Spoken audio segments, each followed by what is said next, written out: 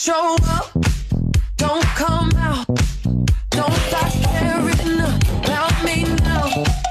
Walk away, you know how. Don't start caring about me now. Aren't you the guy? Tell me with the word goodbye, though it took some time to survive you. I'm better on the other side. I'm all good already, so moved on, it's scary. I'm not where you left me at all. So, if you don't wanna see me dancing with somebody, dan kalau komitmen dan kemauan Anda tidak sebesar mimpinya, if you gak akan kita mungkin bisa melewati semua tantangan itu. Gak mungkin. Harus yakin, don't harus show percaya. up, don't come out, don't start caring about me now. Walk away, you know how. Don't start caring about me now.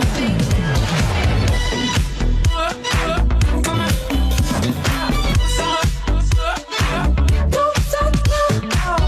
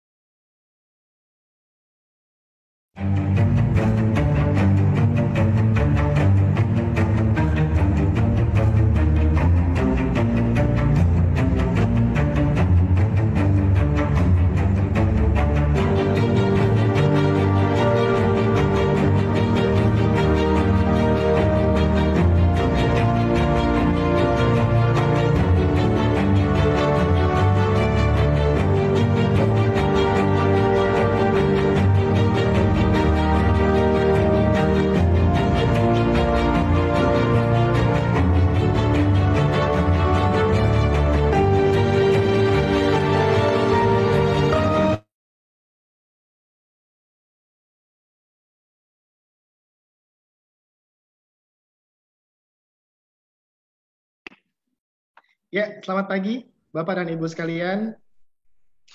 Assalamualaikum warahmatullahi wabarakatuh. Yang terhormat Bapak Teguh Wisnu selaku pengusaha Muslim.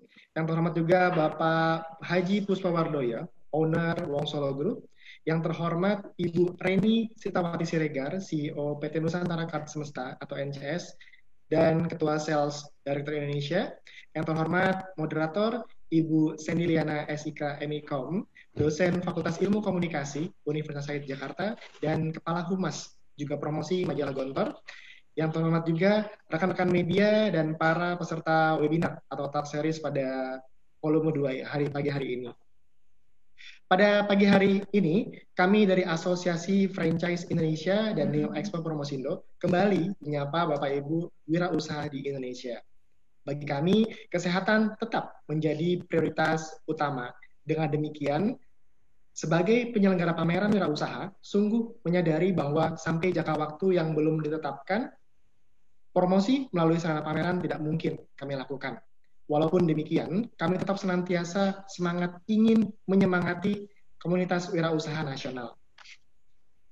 Setelah pekan lalu, kita mendengar berbagai berita serta fasilitasi dan program bantuan dari pemerintah DKI Jakarta, Pemkot Bekasi, dan Palembang. Pekan ini, kita akan bersama mengkaji konsep kewirausahaan dari perspektif Islam, atau dikenal dengan kata Muslimpreneur. Ada banyak hal yang menarik perihal bagaimana Islam memandang kewirausahaan.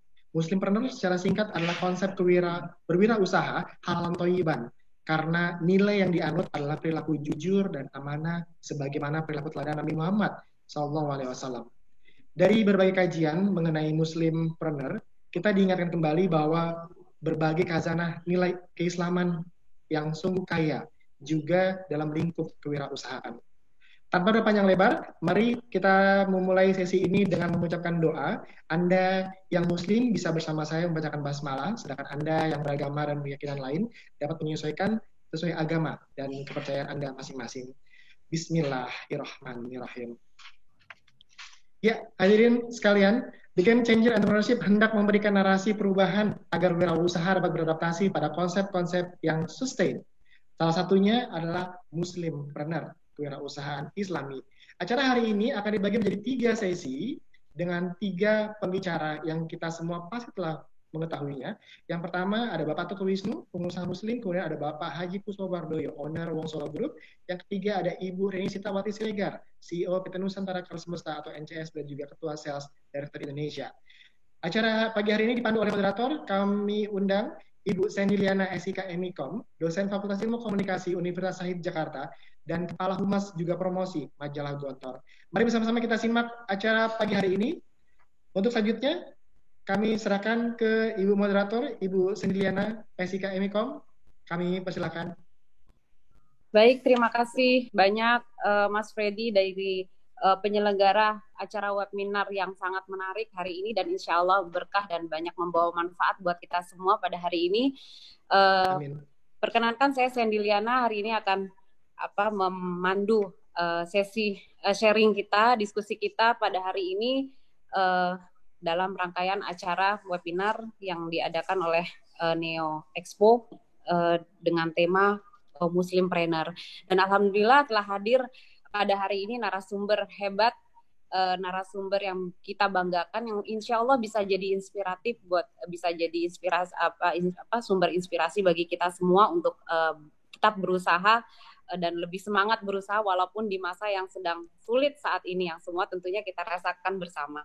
Nah, langsung saja pada hari ini kita akan mendengarkan pengalaman-pengalaman hebat para pengusaha Muslim kita, public figure kita, insya Allah bisa memberikan inspirasi serta pengetahuan dan semangat baru bagi kita semua, di mana pada hari ini akan dibagi menjadi 3 sesi diskusi. Yang pertama, sesi pertama akan diisi oleh Bapak Teguh Wisnu, lalu sesi kedua akan diisi oleh Bapak Haji Puspawardoyo, dan sesi ketiga akan diisi oleh Ibu Reni Siregar. Oke, baik. Selamat menikmati untuk semua peserta hari ini. Tentunya saya ucapkan Bismillahirrahmanirrahim. Assalamualaikum warahmatullahi wabarakatuh untuk semuanya. Dan langsung saja saya sapa dulu untuk sesi pertama Bapak Teguh Wisnu sudah hadir bersama kita pada hari ini, Pak. Ya.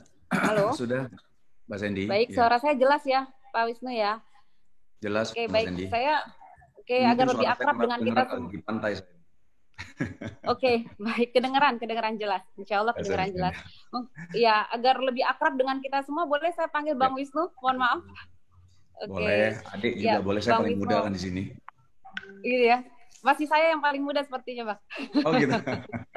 Baik. Oke, baik. Sehat ya Bang Wisnu ya? Alhamdulillah Mbak Sandy sehat. Gimana Mbak Sandy? Sehat ya?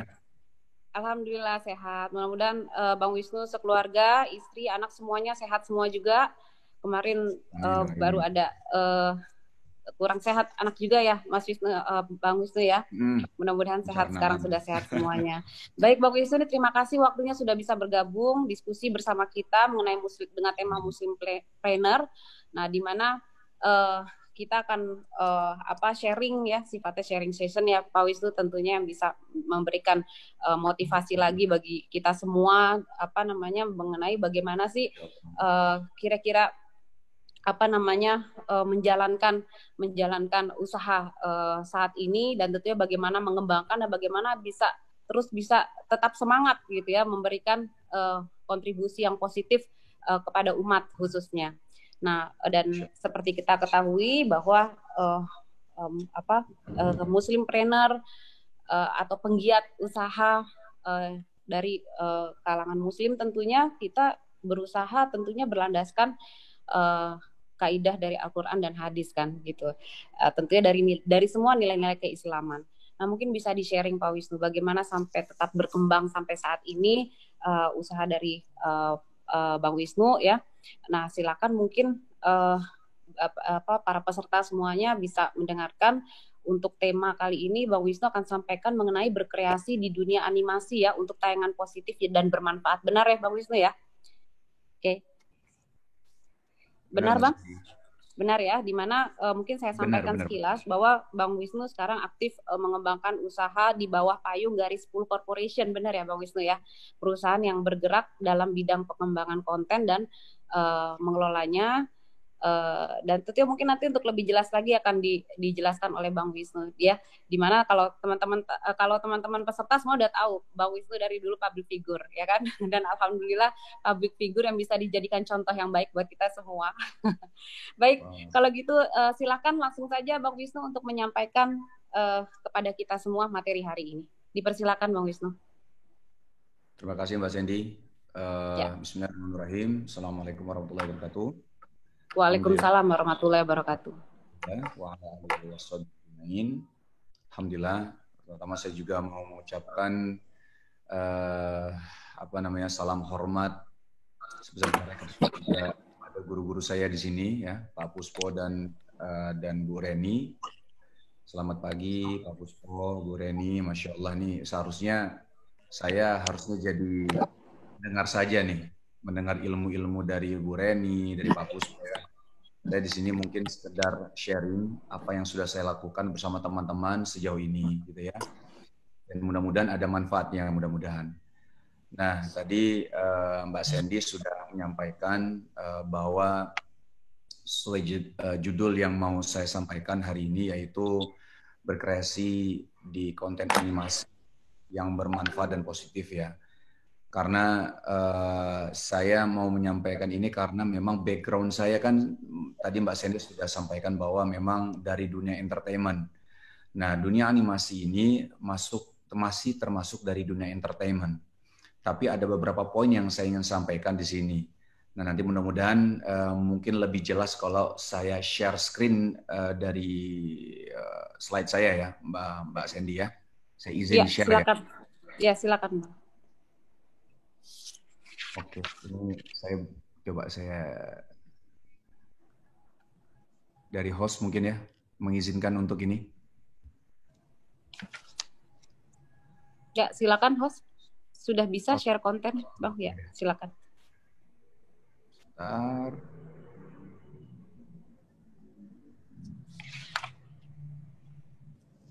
Oke, saya belum masuk nih.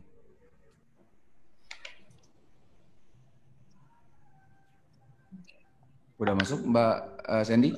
Belum ya? Belum ya, coba.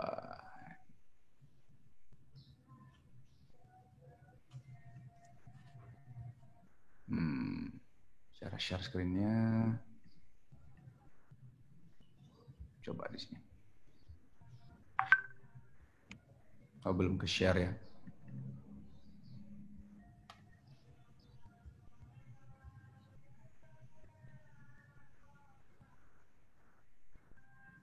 Seperti gimana nih? Biasanya langsung masuk nih. Oh, bentar.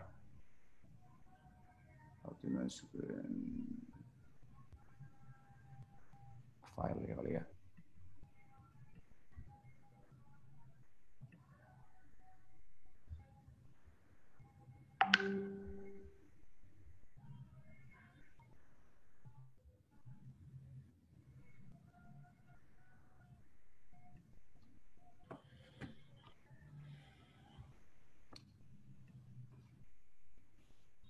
Nggak masuk ya?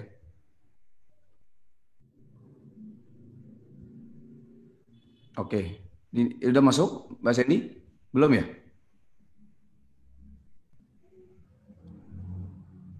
Halo, Assalamualaikum.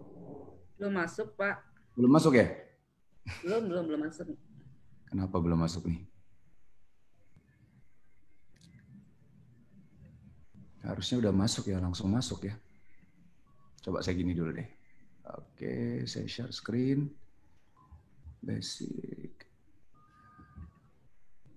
Oke. Masuk? Ini masuk? Masuk. Oke, lanjut. Ya. Tulisannya kelihatan? Ya, jelas sudah masuk Bang Wisnu. Alhamdulillah sudah jelas. Oke. Yes. Bismillahirrahmanirrahim. Nah, Bapak Ibu, teman-teman semua, izinkan saya untuk sharing sedikit ya tentang apa yang saya lakukan dengan teman-teman saya sejauh ini ya, sampai saat ini gitu ya. Karena sebelum saya mulai, saya ada satu hal yang bukan ada satu, tapi ada beberapa hal yang ingin saya sampaikan. Kenapa akhirnya kami ingin bersama-sama bergerak di sini. Baik dari konten yang kami buat, tapi di satu sisi tetap menjadi sarana dakwah kami juga, insya Allah. Jadi pertama di sini tertulis membuat konten yang positif dan edukatif di media sebagai salah satu sarana dakwah. Teman-teman semua, ibu-ibu dan bapak-bapak yang saya hormati, jadi poin ini kenapa bisa akhirnya saya dan teman-teman eksekusi? Karena pertama gini, selama ini ketika kami sudah mulai mencoba belajar atau ngaji ikut kajian, di situ kami lihat bagaimana para ustadz ya, para guru-guru itu kayaknya. Kenapa? Sudah lancar? Terputus-putus Mbak Sandy. Oh ya, di sini jelas Ibu? Jelas ya? Jelas. Kami jelas. Mbak Sandy, jelas suara saya? Jelas sekali. Jelas. Alhamdulillah jelas. Ya, lanjut Bang, silakan. Lanjut ya. Jadi kenapa akhirnya kami mencoba untuk bergerak di dunia ini? Karena pertama tadi Mbak Sandy sudah sampaikan bahwa saya memang bergerak di dunia entertainment. Lalu kok masuk ke ranah dakwah. Kenapa? Karena kita tidak bisa pungkiri, kita sebagai umat Islam, kita ingin sekali mendapatkan pahala yang besar. Ini menjadi bekal kita untuk menuju akhirat nanti. Nah, cuman selama ini saya bingung juga. Kenapa? Karena saya bingung bagaimana saya bisa mendapatkan pahala yang besar seperti para guru-guru kita ya, para ustadz yang berceramah, memberikan kajian, memberikan ilmu di depan panggung, di atas panggung gitu. Karena nggak bisa dipungkiri juga, saya dan teman-teman juga itu ilmunya sangat terbatas, bahkan sangat cetek ilmunya ya. Jadi memang tidak punya kompetensi seperti para ustadz untuk menyampaikan ilmu di atas panggung gitu. Tapi waktu itu saya pernah komunikasi dengan satu ustadz. Ustadz menyampaikan bahwa kalian ini bisa berdakwah juga tanpa harus berada di atas panggung, tanpa harus berceramah, tanpa harus memberikan kajian. Caranya seperti apa? Lihat potensi kalian, lihat kompetensi kalian. Kalian ini berada di ranah mana? Terus saya bilang, saya ini kan ada di dunia entertainment, memang backgroundnya di dunia entertainment. Bagaimana Ustadz? Ya berarti kamu coba dakwah di dunia entertainment. Nah, jadi intinya adalah kita semua ini bisa berdakwah. Kita ini semua ini bisa berdakwah. Tidak hanya Ustadz. Contoh simpelnya, ketika Ustadz memberikan kajian, memberikan satu ilmu di satu kajian. Lalu ketika memberikan kajian tersebut, kira-kira atas izin Allah itu kajian terselenggara, apakah hanya karena Ustadz itu sendiri? Tidak. Pasti ada panitia kajiannya yang mencoba untuk mengatur jamaah, yang mencoba untuk mengatur lightingnya, yang mencoba untuk mengatur secara audio visualnya, dan lain-lain. Nah, orang-orang yang berada di belakang panggung, yang tidak ada di atas panggung, itu juga orang-orang yang mempunyai atau memiliki peran untuk dakwah tersebut gitu. Lalu saya berpikir, Ustadz, berarti kalau saya dari dunia entertainment, kalau saya memaksimalkan kompetensi saya di dunia entertainment, apakah insya Allah dapat pahala juga? Pastinya dapat pahala insya Allah, kata Ustadz. Nah, dari sini akhirnya saya jadi semangat ya, background di dunia entertainment, tapi juga ingin berdakwah, caranya seperti apa? Nah, salah satunya adalah waktu itu pertama kali saya mencoba untuk menjadi seorang host ya di program-program religi yang ada di stasiun TV. Nah, saya bukan memberikan kajian, saya bukan seperti Ustadz yang memberikan ceramah, bukan. Saya hanya sebatas pembuka saja. Tadi seperti Mbak Sandy sebagai pembuka, mukadimah, lalu menyerahkan kepada Ustadz untuk memberikan ilmu ataupun memberikan kajiannya. Cukup seperti itu, tapi mendapatkan pahala juga gitu. Nah, saya berpikir, waduh, ini dapat pahala apa lagi ya? Karena sekarang kita harus langsung ngerasa kurang nih amal kita. Apalagi yang bisa kita lakukan untuk agama kita gitu kan? Nah, lalu saya mencoba berpikir untuk sarana yang lain yang hanya bukan dari stasiun TV gitu kan? Yang dimana saya bisa bikin konten, lalu bisa memberikan konten itu selalu bisa dinikmati, dilihat oleh umat gitu kan. Nah, tapi tantangannya adalah bagaimana kita bikin konten yang menarik untuk orang-orang. Lalu saya sama teman-teman berpikir, kayaknya kita harus bikin satu konten, satu IP yang dimana orang-orang semua kalangan bisa menikmatinya.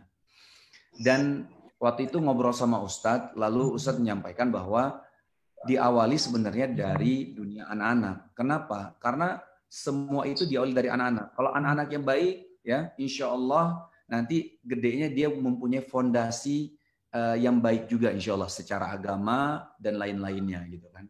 Nah jadi kami masuk ke dunia anak-anak gitu.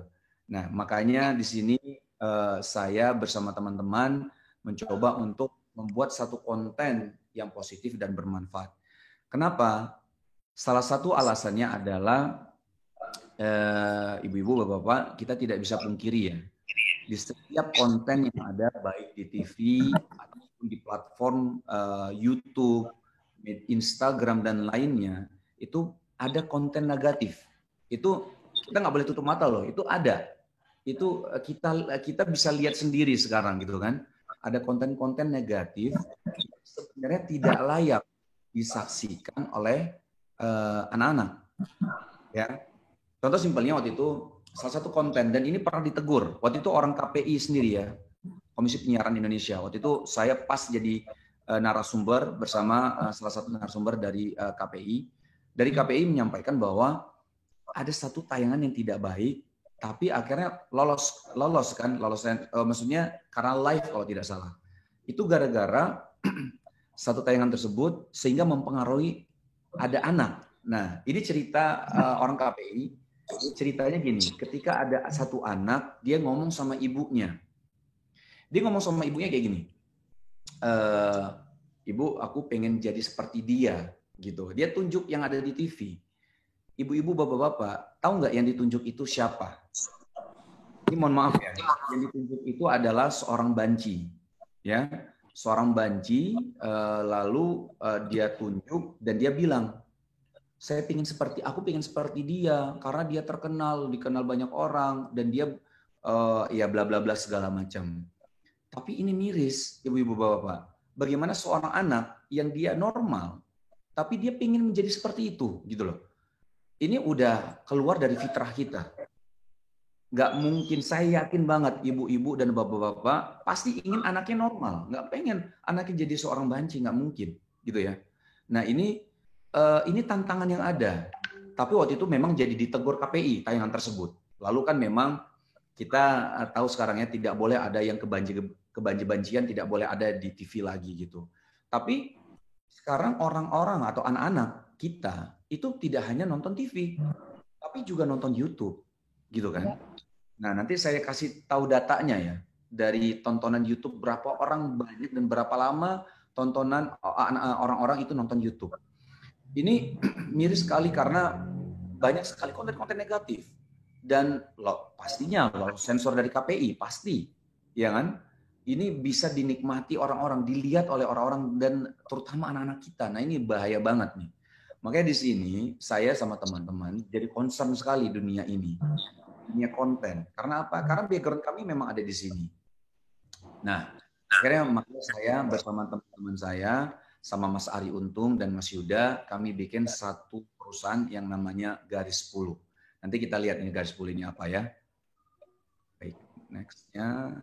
Ini ada beberapa data yang saya mau sampaikan dari dunia digital, karena kita tahu ya YouTube, media sosial, Instagram, dan lain-lain itu kan di dunia digital. Dan ini harus menjadi concern kita. Kenapa? Karena kita harus menolong, menyelamatkan anak-anak kita, ibu-ibu, bapak-bapak. Dari data ini, bentar saya coba ini ketutup sedikit. Dari data ini, ibu-ibu, bapak-bapak, misal kita lihat bahwa dari datanya ya, itu di Indonesia ada 272 juta lebih populasi yang ada di Indonesia ya. Ada lalu yang menggunakan handphone, yang terkoneksi dengan handphone itu ada 338 juta lebih. Artinya memang di antara kita memang mungkin ada yang menggunakan lebih dari satu handphone, 2 atau 3 gitu ya. Terus yang pengguna internetnya itu ada 175 juta lebih yang menggunakan internet. Dan yang aktif di sosial media ada 160 juta yang aktif.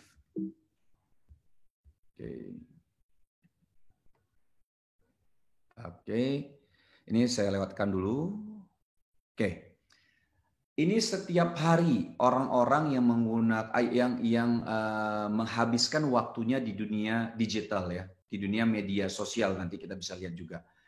Pertama yang menggunakan internet itu hampir 8 jam orang menggunakan internet setiap hari. Yang menggunakan sosial media itu hampir 3,5 jam setiap hari rata-rata.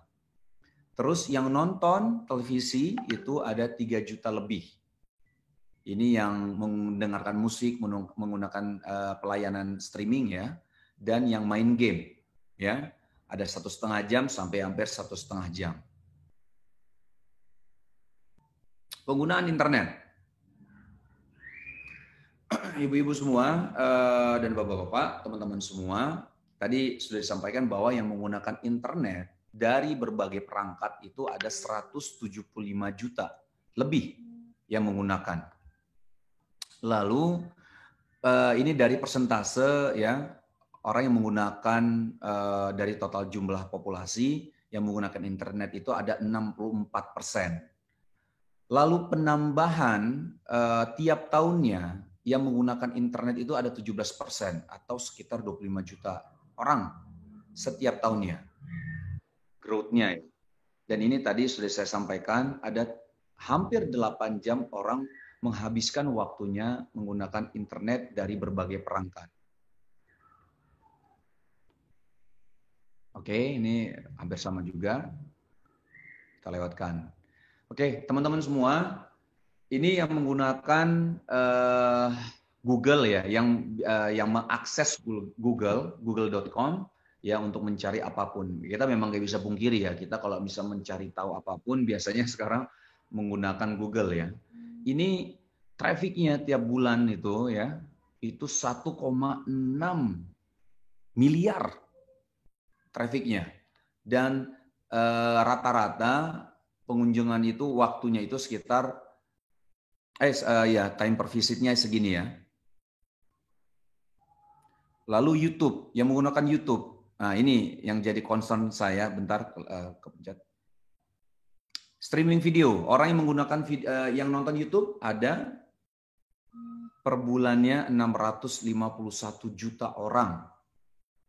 Ya, dan ada 26 menit atau benar. Rata-rata pengunjungnya nonton dalam jangka waktu segini.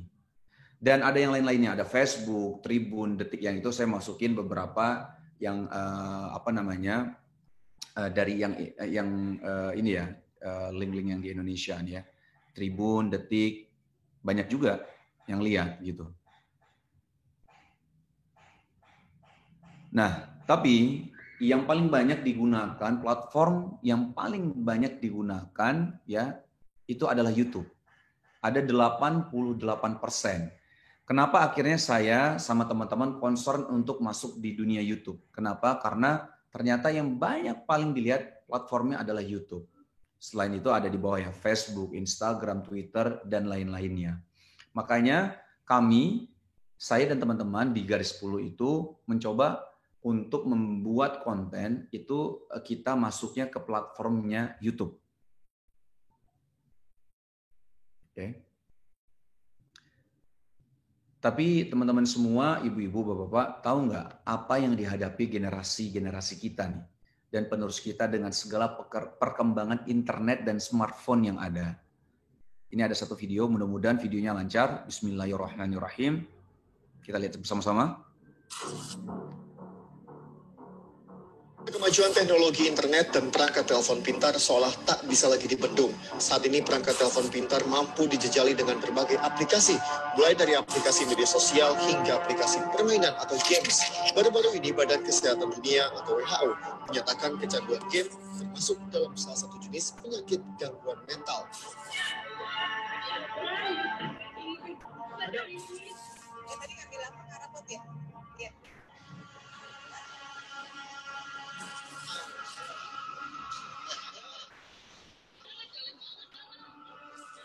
Kehadiran platform sosial video seperti TikTok menjadi magnet pengguna telepon genggam untuk bisa menunjukkan eksistensi di media sosial. Seringkali mungkin kita memandang fenomena ini sebagai hal yang biasa. Membuat video berjoget, menari, membuka aurat, dan bersenang-senang mungkin kita anggap sebagai suatu hal yang tak masalah di zaman ini. Bahkan, saking kita menganggapnya biasa, kita juga sering menyebarkannya di dunia maya agar bisa diakses oleh jutaan orang. Zaman sekarang, anak-anak kecil sudah berani merokok. Bahkan sudah tidak sembunyi-sembunyi lagi. Di tempat umum pun, mereka dengan santainya bisa menghisap rokok layaknya perokok handal.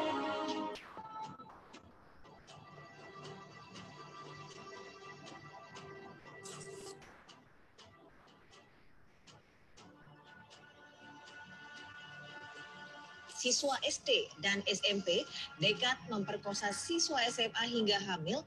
Seorang siswi SMP yang tengah hamil 8 bulan mengikuti ujian nasional di rumah. Dugaan sementara para pelaku nekat mencabuli korban AZ akibat sering menonton video porno. Sudah menjadi rahasia umum, waduk cengklik di Ngemplak Boyolali sering digunakan untuk pacaran muda-mudi. Namun, pacaran muda-mudi di waduk ini mulai melewati batas kesusilaan. Usia di bawah 18 tahun, 21,2% di antaranya mengaku pernah melakukan aborsi. Ya ayyuhalladzina amanu qu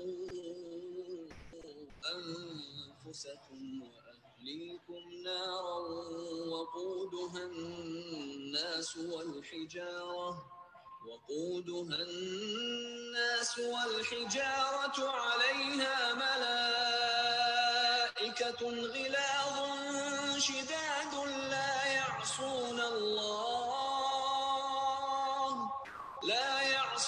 الله ما أمرهم ويفعلون ما يؤمرون.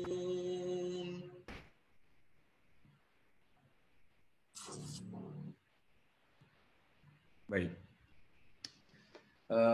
Ibu-ibu, bapak-bapak, teman-teman semua, tadi mudah-mudahan videonya lancar ya, jadi bisa dilihat dengan baik mudah-mudahan. Nah, inilah yang menjadi salah satu trigger terkuat kami gitu ya, untuk masuk ke dunia ini gitu ya, dunia konten, dunia IP, bagaimanapun juga kita sebenarnya bukan hanya kami, tapi harusnya kita semua ini harus bersama-sama untuk bikin konten-konten positif dan bermanfaat yang banyak. Karena kita harus memberikan solusi kan untuk anak-anak kita harus memberikan solusi untuk para orang tua. Karena bagaimanapun juga kita bukan hanya bisa seperti melarang anak-anak kita kayak misal kamu jangan nonton YouTube ya, gitu kan. Pasti anak-anak akan penasaran gitu, kenapa aku nggak boleh nonton YouTube, teman-temanku nonton YouTube gitu misalkan ya. Itu contoh pertama. Yeah. Terus kedua, kita jangan hanya bisanya menyerang, bukan hanya bisa menyalahkan. Wah, itu konten negatif tuh. Memang bla bla bla segala macam. Tidak bisa hanya seperti itu. Bukan solusi gitu loh. Kita mungkin memang bisa memberitahukan ada konten negatif seperti ini tidak baik. Untuk kita, untuk generasi selanjutnya nggak baik gitu loh. Tapi harus ada solusi. Nah, solusinya apa? Kata Ustadz dan para guru menyampaikan kalau solusinya ya buat konten-konten yang bermanfaat dan positif agar bisa bahasanya orang-orang, anak-anak terutama itu ada solusi. Kalau nonton YouTube ada kontennya, ada tayangannya. Jadi mereka tidak nonton yang tidak baik, jadi nonton yang baik gitu loh. Jadi kita tidak boleh hanya itu nggak baik, kamu nggak boleh nonton YouTube. Nggak bisa sekarang. Percaya deh. Nggak mungkin sekarang anak-anak kita tidak nonton YouTube. Kalau nggak nonton di rumah, kemungkinan besar nonton di tempat temannya. Diakses di handphone, itu bisa mereka lihat. Gitu kan. Nah, sekarang bagaimana caranya kita harus memberikan solusi untuk anak-anak dan terutama orang tua. Biar orang tua nggak bingung. Misalnya, Mama, Papa, aku mau nonton YouTube. Oh iya nak, nonton YouTube yang ini ya. Gitu ya. Nonton bareng-bareng. Alhamdulillah, pertama memang pionir dari konten animasi itu dari Nusa dan Rara. Alhamdulillah ya. Itu menjadi jawaban para orang tua sebenarnya. Saya sama teman-teman artis, alhamdulillah ada konten Nusa nih, Nusa dan Rara. Ada satu konten yang bermanfaat, kualitasnya bagus, tapi anak-anak juga suka gitu loh. Itu kita benar-benar bareng-bareng tanpa harus disuruh oleh yang punya Nusa dan Rara, kita share seluas-luasnya, kita share. Ada konten yang bermanfaat, kita kasih ke semuanya. Kita waktu itu teman-teman harus sepakat untuk sama-sama mempromosikan tanpa dibayar. Tanpa dibayar, kami ikhlas untuk mempromosikan itu. Kenapa? Karena ini salah satu solusi untuk para orang tua. Gitu kan? Lalu saya berpikir, kayaknya kalau cuma hanya Nusa, ini tidak mungkin. Coba kita lihat konten-konten yang lain. Banyak nggak? Banyak banget. Bukan hanya Nusa dan Rara. Jadi Nusa dan Rara itu tidak bisa sendiri. Akhirnya saya sama Mas Ari dan Mas Yuda punya inisiatif, kita harus bikin konten. Kita harus bikin IP. Nah, muncullah Rico The Series ini. Nah, Rico The Series ini tidak bisa sendiri, ibu-ibu, bapak-bapak. Harus banyak lagi konten-konten yang lain. Jadi kami memang bertekad. Kami punya semangat untuk Rico The Series ini bukan yang pertama.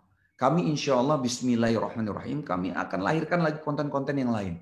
IP-IP yang lain. Bukan hanya Rico The Series. Jadi kami perlu support dari ibu-ibu dan bapak-bapak semua juga gitu. Karena ini tidak bisa sendiri. Kalau misalnya Mas Wisnu, kalau misalnya ada yang lain juga ingin membuat konten, sangat kami kami akan support juga. Dalam arti gini, Mas, aku juga ada konten nih, yang ini gitu, konten A. Silakan, saya akan dengan senang hati kalau konten itu positif dan bermanfaat, saya akan sebar luaskan juga. Mas Ari akan sebar luaskan juga. Garis 10 akan sebar luaskan juga. Karena ini bukan hanya masalah, kita bilang ya, bukan hanya masalah bisnis, tapi ini bagaimana kita juga bisa menyelamatkan generasi kita, generasi selanjutnya. Itu PR kita bersama gitu, ya. Nah, jadi kalau ada konten-konten yang bermanfaat, silakan kasih tahu ke kami juga. Insya Allah kami akan bantu dengan senang hati untuk support itu. Tapi memang yang kami bikin ini, kami bukan bikin yang bahasanya bukan yang ala kadarnya, bukan. Kami bikin ini kalau saya boleh sampaikan, kami bikin ini bukan ala kadarnya, dan kami membutuhkan ratusan juta ibu-ibu, bapak-bapak untuk bikin konten yang hanya 5 menit, yang hanya sampai 7 menit. Tapi kami bikin satu episode yang hanya 5 menit sampai 7 menit, kami harus mengeluarkan ratusan juta untuk bikin ini. Kenapa? Karena ya kontennya memang harus kita bikin konten berkualitas.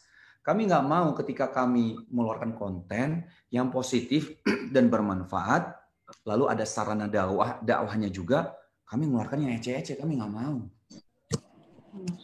Harus yang keren juga dong. Harus yang bagus juga dong. Yang dimana anak-anak lihat juga, wah ngapain nonton yang itu ya, nonton yang ini aja deh. Ini juga bagus kok kualitasnya. Orang tua juga jadi yang, wah ini juga konten yang kualitasnya bagus. Bahasanya kami bisa adu. Dalam arti, coba dibandingkan sama konten-konten yang lain, maksudnya di YouTube ya. Sekelas YouTube, itu kita bisa berani adu. Makanya kalau misalnya dibilang budgetnya cukup besar. Makanya ketika teman-teman ingin bikin konten, silahkan bikin konten, kita akan support. Tapi ini sudah ada konten, ada Nusa dan Rara, ada Rico The Series, dan ada konten-konten yang lain insya Allah sudah ada dan punya kualitas. Ayo, tinggal kita sebar sebenarnya. Kita sebar seluas-luasnya sehingga anak-anak kita tahu, para orang tua tahu bahwa ada konten yang positif dan bermanfaat yang bisa kita saksikan. Nggak kalah kok sama konten-konten di luar, nggak kalah kok. Gitu kan? Nah, kita sekilas ya lihat ini ya. Rico The Series. Bismillahirrahmanirrahim.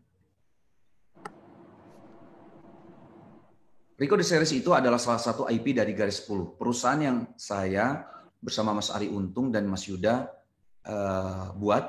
kita bertiga buat. Tadi alasan yang kami kenapa bikin Garis 10 tadi sudah saya sampaikan.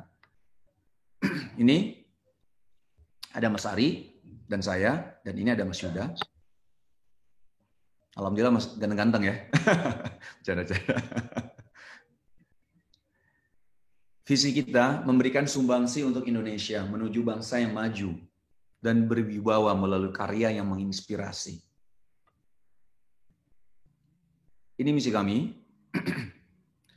mengembangkan konten yang menghibur, memberikan manfaat dan menginspirasi, mempersiapkan sumber daya manusia yang kompeten dan berakhlak baik, memaksimalkan potensi sumber daya, memperluas jalinan kerjasama dengan lembaga atau instansi di dalam maupun di luar negeri.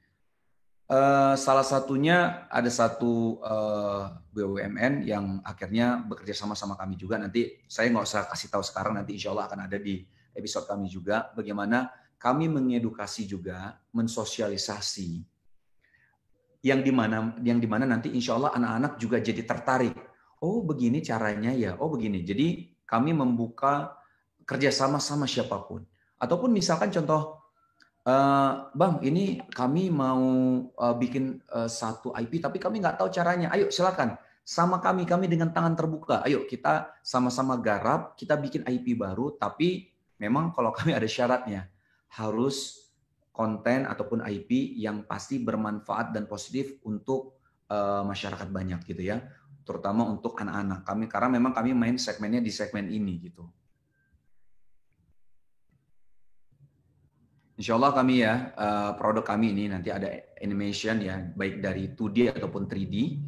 Nanti insya Allah Rico The Series juga akan ada filmnya, insya Allah di bioskop. Tapi karena qadarullah dengan pandemi, jadi kami harus mengundur jadwal tayangan kami di bioskop juga. Tadinya 2021 kami harus tayang di bioskop, tapi dengan kondisi seperti ini, nggak tahu, mudah-mudahan Allah melancarkan, Allah memberikan kemudahan agar di tahun 2021 tetap bisa tayang.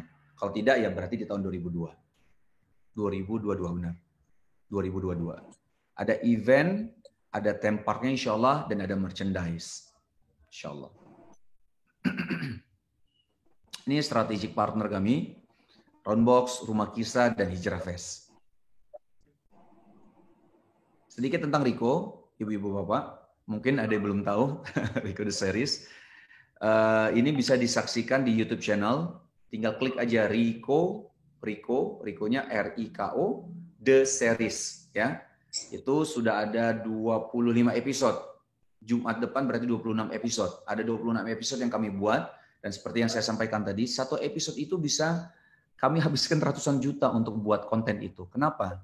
Seperti yang saya bilang, kita bikin konten, jangan setengah-setengah, harus yang bagus sekalian gitu. Insya Allah kami bahasanya berani adu lah untuk kualitasnya ya, insya Allah ya, dengan konten-konten luar insya Allah.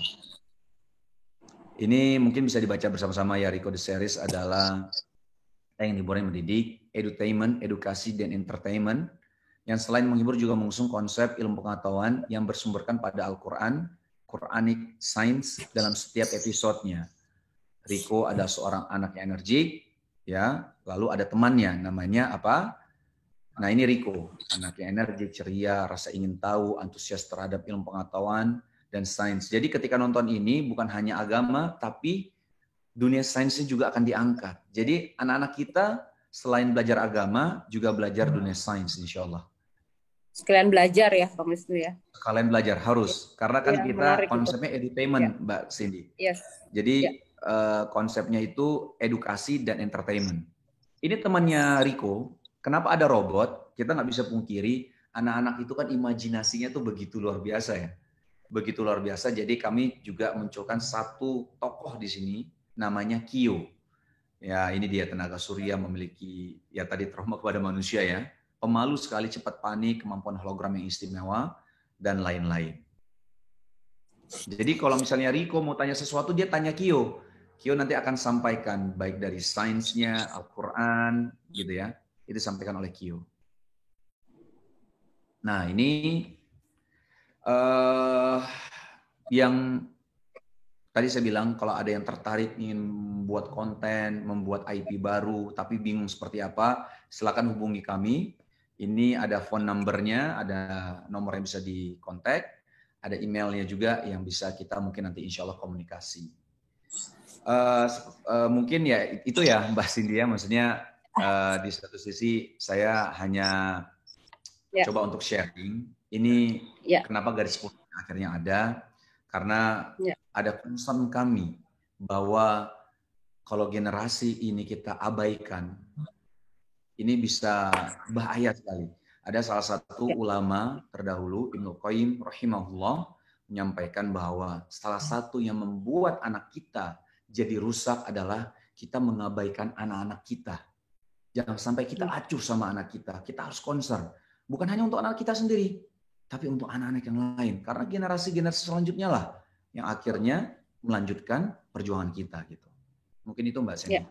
Terima kasih. Ya, Masya Allah, Alhamdulillah ini Pak Wisnu mulia sekali. Insya Allah selalu dapat kemudahan untuk segala usaha dakwahnya ya, Bang Wisnu ya. Dan mungkin saya ulas sedikit saja, ingatkan lagi, review lagi bahwa Bang Wisnu sekarang sedang mengembangkan usaha di bidang konten kreatif ya, Bang Wisnu ya. Yang tentunya konten kreatif ini misi utamanya adalah sebagai salah satu sarana dakwah. Begitu ya, benar ya Bang ya. Apalagi memang ini menarik sekali di masa pandemi seperti ini, semua menggunakan alat smartphone lah seperti itu, dan dipaksa untuk membuka akses seluas-luasnya melalui internet tadi seperti itu. Dan ini PR sekali buat kita orang tua gitu. Bagaimana kita bisa mengarahkan anak-anak kita dengan baik dan bisa mendapatkan konten-konten yang positif begitu ya. PR buat saya, anak saya kelas 5 Bang Wisnu, dan itu sedang kritis-kritisnya dan lagi canggih-canggihnya untuk smartphone itu di YouTube lah segala macam, dia cari info tentang untuk tugasnya gitu kan. Dan ini memang PR banget buat kita.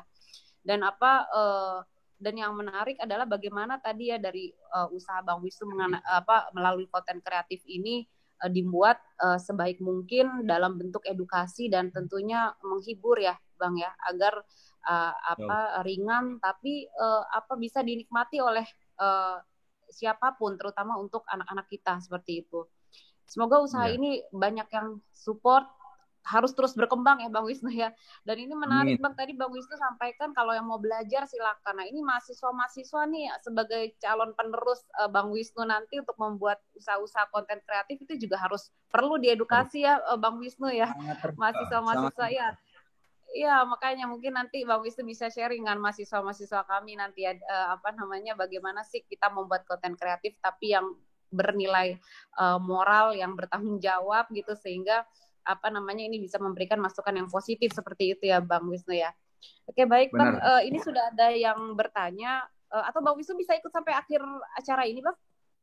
Nah ini qadarullah, memang kan saya ada janji lagi. Maksud saya nanti baik, siap. Tapi saya mau dengar sesinya Ibu Reni sama Pak Puspo juga. Oh iya, baik. Iya baik Bang. Nah, lewat mobile phone saya aja nanti saya dengar. Tapi nanti saya off sebentar ya. Sebentar nanti saya lanjut lagi. Kalau gitu kita ini tanya jawab dulu saja boleh ya Bang? Hanya 3 penanya dulu saja yang akan kita coba jawab oleh Bang Wisnu, boleh ya Bang ya? Oke, para peserta sekalian, nanti insya Allah akan ada kesempatan lagi untuk bertanya, tapi mohon maaf 3 dulu saja peserta yang bertanya yang akan dijawab dulu oleh Bang Wisnu. Yang pertama tadi ada pertanyaan bahwa dari Fajar Hidayat. Mas Fajar melihat acara ini dari YouTube, Bang. Nah, bertanya mengenai TikTok. Nah, ini juga lagi terkenal nih salah satu TikTok. Apa kontennya masih bisa disaring lagi, Bang? Gitu. Dan mungkin tambahan sedikit dari saya. Nah, ini bagaimana menyikapi ini, Bang? Bagaimana mengcounter ini dari usaha Bang Wisnu sendiri? Silakan, Bang. Mengenai TikTok ya, Mbak Sandy? Yes. Ya, mengenai TikTok. Jadi kalau untuk TikTok sendiri memang ada perdebatan ya antara guru-guru kita juga gitu. Kalau yang pertama memang menganjurkan untuk tidak menggunakan TikTok sama sekali karena mudaratnya lebih besar. Tapi ada juga yang memberitahukan kalau kita tidak masuk ke situ nanti siapa yang bisa memberikan konten positif di TikTok tersebut gitu loh. Karena platform yang ada ini kalau tidak diisi orang-orang baik, takutnya nanti malah bahaya gitu loh. Nah, jadi malah jadi sarana negatif nanti ya. Benar banget. Jadi ada dua pandangan dan saya tidak maksudnya silakan teman-teman maksudnya mau pilih yang mana pandangannya ya. Kalau misalnya memang memandang aku tidak mau bikin TikTok sama sekali, nggak masuk ke aplikasi itu, kita harus hormati itu juga, gitu kan? Tapi kalau misalnya ada orang yang bilang oke, saya harus berjuang juga berdakwah di TikTok gitu kan? Karena kalau nggak ada konten yang positif nanti takutnya gitu kan? Kebanyakan konten negatif. Itu tidak masalah juga kalau menurut saya. Jadi ada dua pandangan ini yang harus kita hormati, Jadi bahasanya ada perbedaan pandangan, perbedaan pendapat. Kalau saya sendiri menghormati dua-dua pandangan dan pendapat tersebut, Mbak Sandy. Mungkin itu Mbak Sandy. Iya. Jadi ya memang itu dilematis juga ya Bang. Tapi ya itu tadi kalau kita biarkan nanti siapa yang akan menyampaikan nilai-nilai positif di sana gitu, dan itu akan terus berkembang gitu. Ya mudah-mudahan peran dari kita semua ya, dan Bagus itu juga karyanya ditunggu juga di TikTok Bang, karya-karya dakwahnya nih. Ya karena itu. masih jadi TikToknya ngapain saya. Gitu ya. Tapi ini menarik, alhamdulillah ada Rico The Series itu sudah rilis di YouTube ya Bang ya, itu Rico The Series itu ya. Dan sudah 25 ya, Mbak Sandy. Ya, siap. Itu perlu tuh, harus untuk anak kecil saya tuh dan teman-teman, nanti kita ini kan Rico The Series.